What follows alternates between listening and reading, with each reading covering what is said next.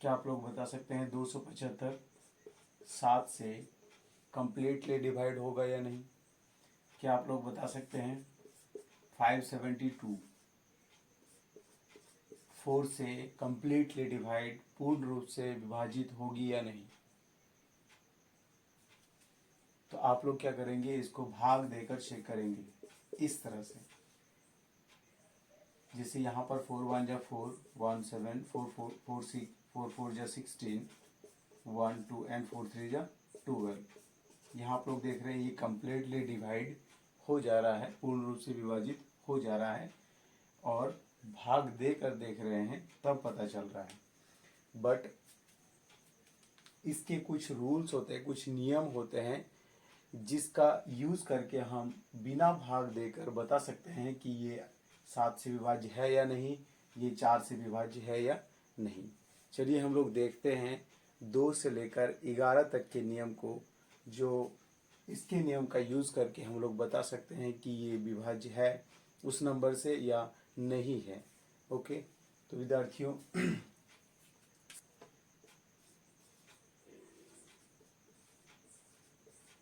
हम लोग पढ़ने वाले हैं विभाज्यता नियम। इसको इंग्लिश में कहते हैं डिविजिबिलिटी रूल।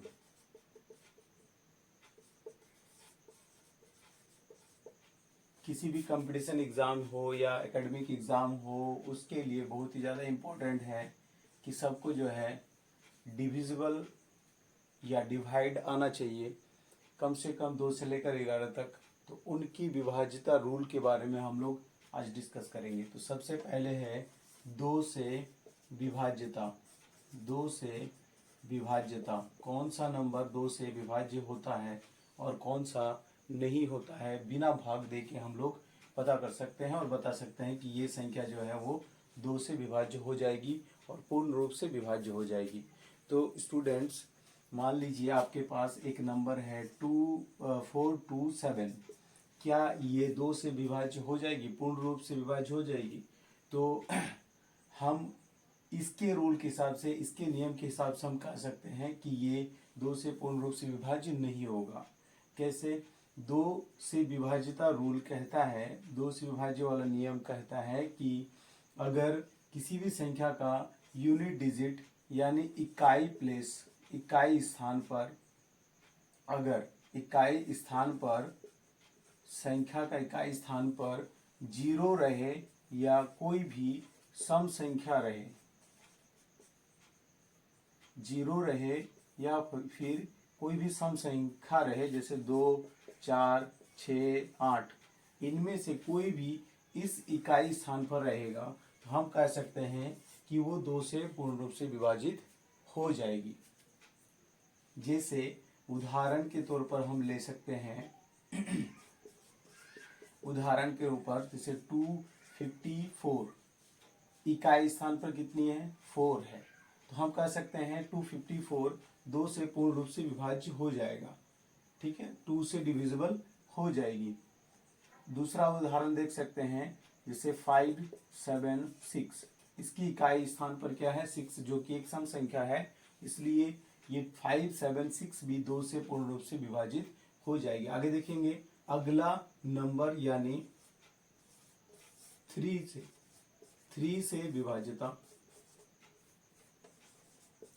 3 से विभाज्यता, तो 3 से विभाज्यता चेक करने के लिए इसके नियम कहते हैं कि जो भी आपको संख्या दिया हुआ रहे, आपको जो भी संख्या दिया हुआ रहे, उन संख्याओं के अंकों को, उन संख्याओं के अंकों को जोड़ेंगे। इस तरह से हम उनके अंकों को, संख्या के अंकों को जोड़ेंगे। 4 3 7 और 7 14, यहाँ आ रही है 14।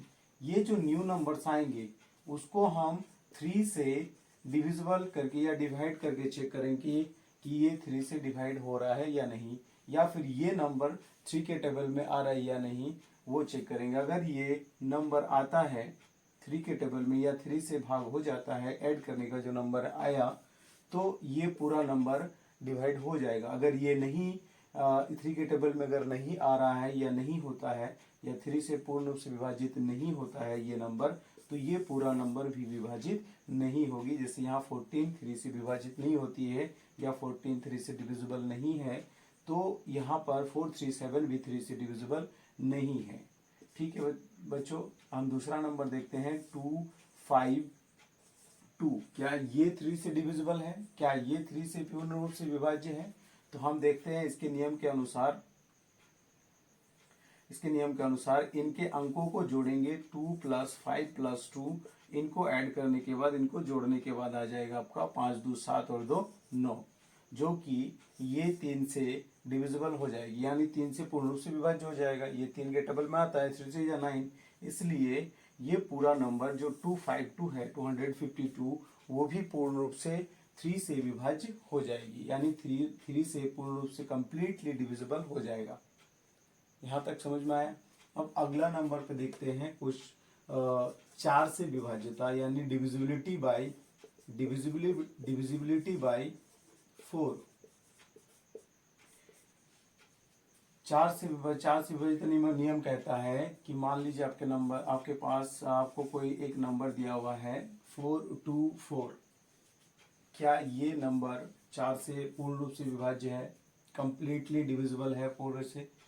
तो इसके नियम कहते हैं कि जो आपको संख्या दिया हुआ रहेगा उसके अंतिम लास्ट 2 डिजिट लेना है, 2 अंक लेना है, लास्ट इकाई अंक और दहाई अंक लेना है। कितना हो रहा है आपके पास? 24।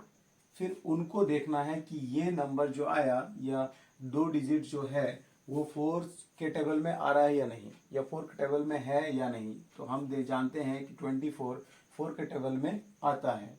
तो अगर ये 4 के टेबल में आता है तो ये पूरा नंबर भी 4 से कंप्लीटली डिविजिबल हो जाएगा, यानी ये 4 से विभाज्य हो जाएगा।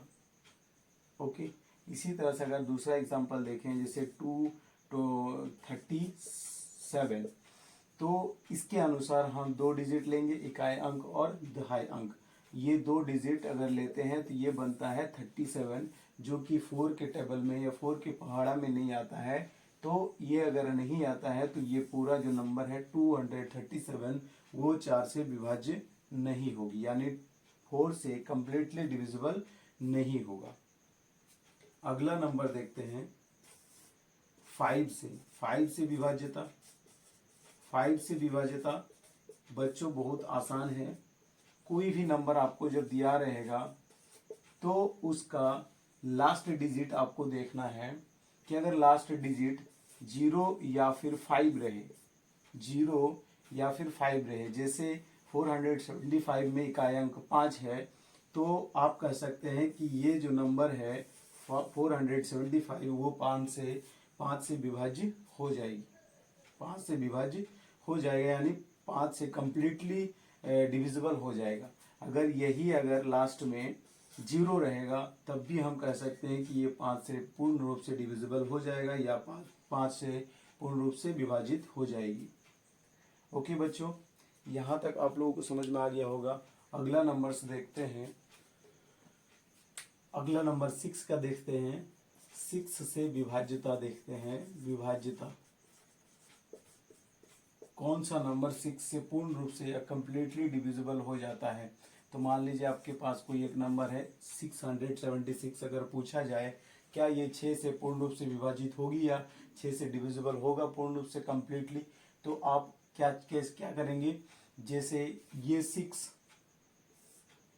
6 से तभी होगा डिविजिबल जब 2 और 3 से पूर्ण रूप से डिविजिबल हो, यानी 2 और 3 से अगर विभाज्य ये नंबर है तो 6 से भी होगा। अगर इन दोनों में से कोई एक में अगर ये डिविजिबल नहीं है, विभाज्य नहीं हो रहा है, तो फिर 6 से भी नहीं होगा। जैसे मान लीजिए 676, यहाँ पर इकाई अंक 6 है, तो हम इस पहले देखें कि ये 2 से विभाज्य हो जाएगा। 2 से विभाज्यता नियम कहता है कि इकाई अंक में सम संख्या रहे या 0 रहे तो वो 2 से पूर्ण रूप से या कंप्लीटली डिविजिबल हो जाएगा। तो यहाँ पर हम देख रहे हैं कि इसके इकाई अंक पर 6 है, इसके इकाई अंक पर 6 है, तो 2 से डिविजिबल हो जाएगा, 2 से विभाज्य हो जाएगा।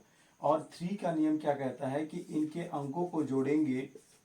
सबसे पहले इन अंकों को जोड़ेंगे तो इसका अंक जोड़ने के बाद आ रहा 19, और उसके बाद जो अंक, जो नंबर्स आया, जो संख्या आया, वो 3 के टेबल में होना चाहिए या 3 से डिविजिबल कंप्लीटली होना चाहिए, जो कि यहाँ पर 19 3 के ना टेबल में आता है और ना ही 3 से वो डिविजिबल होगा। तो इसलिए ये 3 से नहीं होगा बल्कि 2 से हो जाएगा। तो 2 से हो रहा है और 3 से नहीं हो रहा है, तो हम कह सकते हैं कि ये भी नंबर जो है 6 से नहीं होगा। अगला नंबर जैसे देखते हैं एग्जाम्पल में कि मान लीजिए आपका 272 है, 272 है। अगर 272 अगर पूछा जाए कि ये 6 से विभाज्य है या नहीं है, तो पहले हम चेक करेंगे 2 से। तो हम 2 ऐसे चेक करते हैं, इकाई अंक में कितना संख्या है, 2 है, और 2 क्या है, सम संख्या है। तो अगर सम संख्या रहने पर क्या होता है, 2 से पूर्ण रूप से विभाजित हो जाता है। फिर 3 से कैसे चेक करते हैं, 3 से चेक करने के लिए हम अंकों को जोड़ते हैं, 2 7 9 और 2 11। तो ये 11 3 के टेबल में नहीं आता है, तो ये 3 से विभाज्य नहीं होगी। और जब 3 से विभाज्य नहीं होगी तो 6 से भी विभाज्य नहीं होगी। 252 क्या ये 6 से विभाज्य हो जाएगा पूर्ण रूप से? तो हम क्या करेंगे, सबसे पहले 2 का चेक करेंगे। 2 से चेक करेंगे तो देख रहे हैं यहाँ पर इकाई अंक 2 है और वो सम संख्या है, इसलिए ये 2 से विभाज्य हो जाएगा। और 3 से चेक करने के लिए हम क्या करते हैं, इनके अंकों को जोड़ते हैं, 2 5 7 और 2 9, और ये 3 के टेबल में है तो ये 3 से डिवाइड हो जाएगा। तो अगर ये हो जाता है तो ये भी 3 से डिविजिबल हो जाएगा। और हम देख रहे हैं कि ये दोनों नंबर से 3 से भी और 2 से भी पूर्ण रूप से विभाजित हो जा रहा है। तो हम कह सकते हैं कि ये जो नंबर है 252 वो 6 से डिविजिबल हो जाएगा या 6 से पूर्ण रूप से विभाज्य हो जाएगा। अगला नंबर देखते हैं बच्चों, 7 से विभाज्य। 7 से विभाज्यता नियम। 7 से विभाज्यता नियम क्या कहता है, मान लीजिए आपके पास कोई नंबर है या कोई संख्या दिया हुआ है 273। क्या ये 7 से विभाज्य हो जाएगी? क्या ये पूर्ण रूप से कंप्लीटली डिविजिबल हो जाएगा 7 से? तो 7 का नियम क्या कहता है बच्चों, इनके इकाई अंक या यूनिट डिजिट, जिसको हम बोलते हैं इकाई अंक या यूनिट डिजिट, उसको डबल करेंगे। क्या करेंगे? डबल। 3 इंटू 2 तो आ जाएगा आपके पास 6। ये इकाई अंक को छोड़कर जो रेस्ट बचा आपके पास 27, उसको जो है इससे घटा देना है, तो आपके पास आ जाएगा 21। ठीक है। और ये जो नंबर है वो देखेंगे कि ये 7 के टेबल में है या नहीं है। जो रेस्ट आएगा घटाने के बाद जो नंबर आएगा उसको हम देखेंगे ये 7 के टेबल में है या नहीं है, 7 के पहाड़ा में है या नहीं है। अगर 7 के पहाड़ा में है तो ये जो नंबर है 273 वो पूर्ण रूप से विभाजित होगी 7 से, कंप्लीटली डिविजिबल हो जाएगा 7 से। अगर ये नंबर नहीं होगा 7 से, नहीं 7 के टेबल में नहीं होगा, तो फिर हम कह सकते हैं कि जो पूरा नंबर है वो 7 से डिविजिबल कंप्लीटली या पूर्ण रूप से नहीं होगा। तो हम यहाँ देख रहे हैं घटाने के बाद 21 आ रहा है, जो कि 7 के टेबल में है, 7 के पहाड़ा में है, इसलिए हम कह सकते हैं कि ये जो नंबर है 273 ये 7 से पूर्ण रूप से विभाज्य है। अगला नंबर देखते हैं कि एक और एग्जांपल लेते हैं, जैसे मान लीजिए 756 यानी 756। 756 क्या ये 7 से पूर्ण रूप से विभाज्य है? तो हम क्या करेंगे, इकाई अंक को उठाएंगे, इसका डबल करेंगे, 6 2 जा 12, और बाकी जो रेस्ट अमाउंट है उससे हम क्या करेंगे, सब्ट्रैक्ट करेंगे यानी घटाएंगे। तो घटाने के बाद क्या आ रहा है, 5 से 2 घटाएंगे 3, 7 से घटाएंगे 6। क्या ये 7 के टेबल में है? तो 7 9 जा 63, 7 9 जा 63। तो हम देख रहे हैं कि ये जो नंबर आया वो 7 के टेबल में है। तो हम कह सकते हैं कि ये जो पूरा नंबर है, पूरा संख्या है 756, वो भी 7 से डिविजिबल हो जाएगा। ओके दोस्त, ओके स्टूडेंट्स, यहाँ पर कोई दिक्कत नहीं होगा समझने में। यहाँ पर आप देख रहे हैं कि 756 भी 7 से पूर्ण रूप से विभाजित हो जा रहा है। क्यों हो जा रहा है? क्योंकि इसका नियम कहता है कि अगर जो यूनिट डिजिट उसका डबल करने के बाद जो बचा हुआ नंबर है, बचा हुए डिजिट से उसे घटाएंगे, और जो नंबर आएगा अगर वो 7 के टेबल में आ जा रहा है, तो हम कह सकते हैं कि पूरा नंबर जो है वो 7 से पूर्ण रूप से कंप्लीटली डिविजिबल हो जाएगा। अगला नंबर देखते हैं बच्चों 8 से। 8 से विभाज्यता। 8 से विभाज्यता कैसे हम चेक करेंगे? 8 से विभाज्यता जस्ट लाइक 4, यानी 4 से जिस तरह से हम लोग चेक किए थे उसी तरह से 8 से विभाज्यता को हम चेक करेंगे। मान लीजिए आपके पास कोई नंबर दिया हुआ है 484, आपके पास 4 को नंबर दिया हुआ है 4843। तो आपको क्या करना है, जिस तरह से हमने 4 के लिए 2 डिजिट ले रहे थे, इकाई अंक और दहाई अंक, उसी तरह 8 से विभाज्यता चेक करने के लिए आपको 3 डिजिट लेना है, यानी 3 अंक लेना है राइट साइड से, दाएं से। 1 2 3 3 4 3, इधर का 843। ये 843 को आपको चेक करना है कि 8 से डिविजिबल है या नहीं है। तो हम देख रहे हैं 8 1 जा 8, 8 5 जा 40 होता है, आपका रिमाइंडर 3 बच जाएगा, शेषफल 3 बच जाएगा डिवाइड करने के बाद। 8 से अगर डिवाइड करेंगे तो आप देख रहे हैं कि ये जो है वो पूर्ण रूप से 8 से डिविजिबल नहीं हो रहा है, ये 3 अंक। इसलिए हम कह सकते हैं कि ये 4843 भी 8 से पूर्ण रूप से विभाजित नहीं होगा, पूर्ण रूप से यानी कंप्लीटली डिविजिबल नहीं होगा। ओके बच्चों, अब आके देखते हैं 9 से। अगला नंबर है 9 से। देखते हैं 9 से विभाज्यता नियम क्या, कैसे हम चेक करेंगे कि कोई भी संख्या वो 9 से डिविजिबल है या नहीं है, 9 से विभाज्य है या नहीं है, कंप्लीटली या पूर्ण रूप से। तो मान लीजिए आपके पास कोई नंबर है इस तरह से 455। तो जैसे हम लोग 3 से विभाज्यता नियम कहता है 3 वाला जो है, 3 से हम क्या करते थे, अंकों को जोड़ते थे। सेम उसी तरह 9 का भी चेक करने के लिए हम अंकों को जोड़ेंगे। 4 + 5 + 5 जोड़ने के बाद कितना आ रहा है 14। क्या ये 9 से विभाज्य होगा? क्या ये 9 के टेबल में आता है? नहीं। तो ये अगर नहीं आ रहा है तो ये भी 9 से विभाज्य नहीं होगा कंप्लीटली, है ना, पूर्ण रूप से ये 9 से विभाज्य नहीं होगा। दूसरा नंबर लेते हैं, दूसरा संख्या, जैसे मान लीजिए 8 9 7। क्या देखते हैं 8 + 9 + 7 कितना आ रहा है 24। क्या 24 9 के टेबल में है? तो ये भी नहीं है, 9 के टेबल में 24 नहीं आता है। तो हम कह सकते हैं 897 भी 9 से पूर्ण रूप से विभाजित नहीं हो सकती, यानी कंप्लीटली डिविजिबल नहीं होगा। ठीक है, 9 से।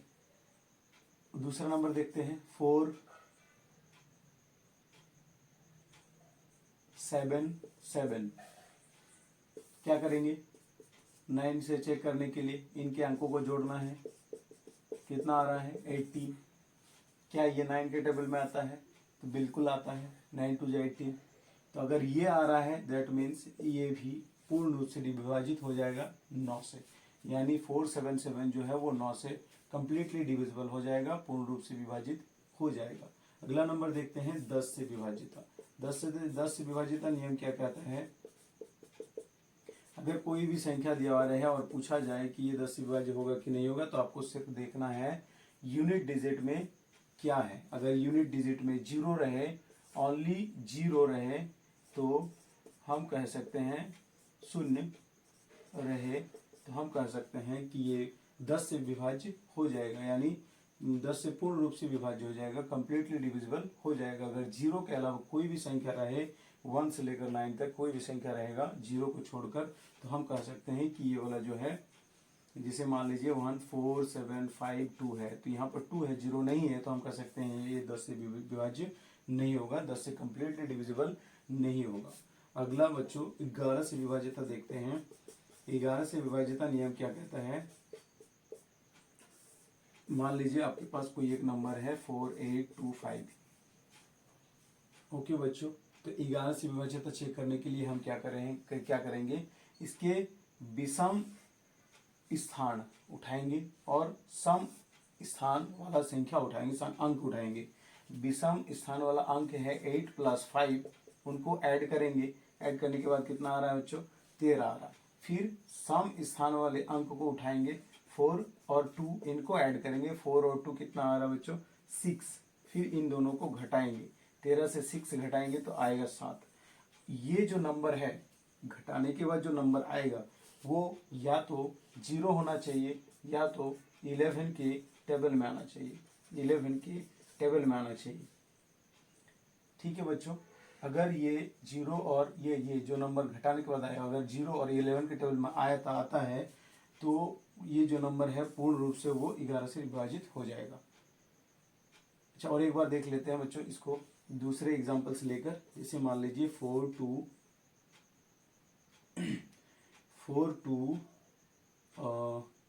9 9, ठीक है, 8, 4 2 9 8, ये आपके पास नंबर है और पूछा जाए कि क्या ये घर से विभाजित है, तो हम क्या करेंगे, इनके विषम संख्या विषम स्थान के अंक को उठाएंगे और जोड़ेंगे। 8 2 + 8 कितना हो जाएगा 10। फिर उसके बाद सम संख्याओं वाले सम स्थान वाले अंकों को उठाएंगे और जोड़ेंगे। 4 9 कितना हो जाएगा, 4 + 9 13। इनको घटाने के बाद क्या आएगा, इनको घटाने के बाद इनका डिफरेंस आता है 3। क्या ये 3 11 के टेबल में आएगा, नहीं आएगा। और ना ही 0 है, 11 के टेबल में नहीं आएगा, 0 भी नहीं है। तो ये जो नंबर्स है ये 11 से डिविजिबल नहीं होगी। हमें क्या आना चाहिए, 0 आना चाहिए या फिर 11 आना चाहिए। इनके डिफरेंस, ये विषम स्थान के अंक है और ये सम स्थान के अंक है, उनके उठाएंगे और जोड़ेंगे। ठीक है बच्चों। और एक देख लेते हैं एग्जाम्पल्स 11 से विभाजित वाला रूल। इसे मान लीजिए आप यहाँ ले लेते हैं, जैसे 4 2 9, ठीक है। ये 3 अक्षर वाला 3 अंक वाला नंबर ले लेते हैं। तो ये विषम स्थान पर है 4 और 9, 4 + 9 कितना हो जाएगा 13। और ये सम स्थान पर है 2, तो हम 2 से घटा देंगे तो कितना आ जाएगा 11 आ जाएगा। बच्चों 11 के टेबल में आता है, इसलिए 11 से 11 डिविजिबल हो जाएगा। अगर ये हो जा रहा है तो फिर ये 429 जो है वो भी 11 से विभाज्य हो जाएगा। तो बच्चों इसको जो है फिर से और एक बार शुरू से देख लेना है ताकि और अच्छे तरीके से समझ में आ जाए। Thank you so much.